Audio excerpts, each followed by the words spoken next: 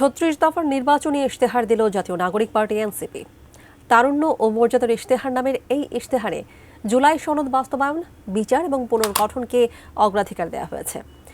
১১ দল ক্ষমতায় আসলে জোটের সঙ্গে সমন্বয় করে এই ইশতেহার বাস্তবায়ন করবে দলটি। জামাত ইসলামী নেতৃত্বাধীন ১১ দলের সঙ্গে জোটবদ্ধ নির্বাচন করছে জাতীয় নাগরিক পার্টি এনসিপি। তারপরও আলাদাভাবে নির্বাচনী ইশতেহার দিল দলটি।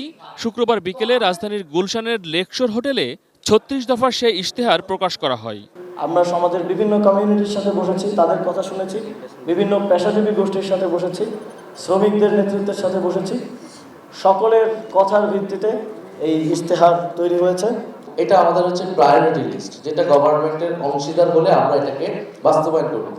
আমরা এই কারণে বলছি কারণ আমরা গভর্নমেন্টের অংশীদার হব, কারণ এটা আমরা একটা জোট প্রক্রিয়ায় আছি। এনসিপির ইশতেহারে বলা হয়েছে, জুলাই সনদ বাস্তবায়নে একটি স্বাধীন কমিশন গঠন করবে তারা।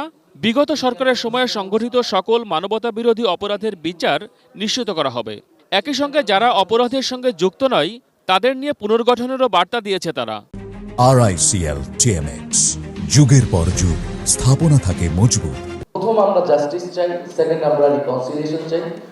তবে রিকনসিলিয়েশন মানে ফ্যাসিবাদী রাজনীতিকে পুনর্বাসন না। রিকনসিলিয়েশন মানে সেই রাজনীতির সাথে সংশ্লিষ্ট যারা নিরপরাধ সমর্থক আছে বা কেউ যদি সমাজে আবার ফেরত আসতে চায় বিচার প্রক্রিয়ার মাধ্যমে, তার সিভিক রাইটসটা আমরা নিশ্চিত করব কিভাবে, সেই প্রক্রিয়া অনুসরণ করা।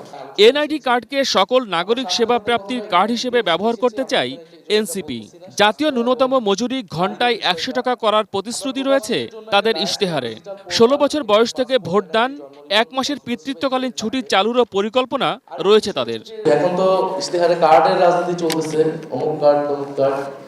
আমরা বলতেছি যে একটা ইউনিক কার্ড আমাদের দরকার, নাগরিক কার্ড, যেখানে এনআইডি যেটা আমরা সেটাকেই একটা নাগরিক কার্ড হিসেবে, যেখানে আমার সব ধরনের সুযোগ সুবিধা সেই একটা কার্ডের মাধ্যমে প্রত্যেকটা নাগরিক পাবে, তার জন্ম থেকে মৃত্যু পর্যন্ত তার একটাই আইডেন্টিটি হওয়া উচিত।